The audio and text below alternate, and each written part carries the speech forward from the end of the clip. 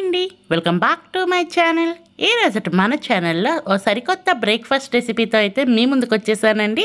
ఇక రెసిపీ అయితే స్టార్ట్ చేసుకుందాం. ఫస్ట్ అయితే స్టవ్ వెలిగించి కళాయి పెట్టుకొని 1 కప్పు వరకు వాటర్ని వేసుకోండి. అలాగే టేస్ట్కి తగ్గ సాల్ట్, 1/2 స్పూన్ వరకు వాముని వేసుకోండి, 1/2 స్పూన్ వరకు ఆయిల్ వేసుకోండి.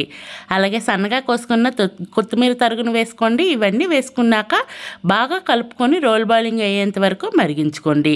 ఇలా వాటర్ మరిగినాక ఏ కప్పుతో వాటర్ వేసుకున్నామో అదే కప్పుతో 1 కప్పు వరకు బియ్యం పిండిని వేసుకొని ఈ బియ్యం పిండిని కూడా లో ఫ్లేమ్లో పెట్టుకొని మొత్తం గడ్డలు ఏమీ లేకుండా ఉండలు కట్టకుండా ఈ విధంగా అయితే కలిపేసుకోండి. మొత్తం ఇలా కలుపుకున్న తర్వాత స్టవ్ ఆఫ్ చేసేయండి. స్టవ్ ఆఫ్ చేసుకున్న తర్వాత దీన్ని అయితే కనుక ఒక ప్లేట్లోకి అయితే షిఫ్ట్ చేసుకోండి. ప్లేట్లోకి తీసుకొని మనం రెగ్యులర్గా చపాతీ పిండి ఎలా కలుపుకుంటామో అలాగా చల్లారినాక మొత్తం ఈ విధంగా గోరువెచ్చగా ఉండేటప్పుడే కలుపుకున్న తర్వాత చిన్న చిన్న బాల్స్ లాగా అయితే రెడీ చేసి పెట్టేసుకోండి.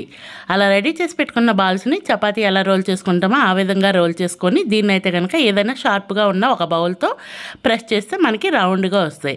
ఈ విధంగా అన్నింటినీ రెడీ చేసుకున్న తర్వాత ఈలోపే నేను డీప్ ఫ్రైకి ఆయిల్ పెట్టేసుకున్నాను. ఆయిల్ వేడైనాక వేడి ఆయిల్లో పూరీలాగా అయితే వేసి చేసుకోండి. పైనుంచి కాస్తంత ఆయిల్ వేస్తూ ఉంటే బాగా పొంగి వస్తాయండి.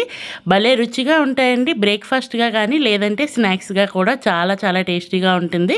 ఒకసారి ట్రై చేసినాక రెసిపీ ఎలా వచ్చిందో కూడా కామెంట్ బాక్స్ ద్వారా తెలియచేయండి.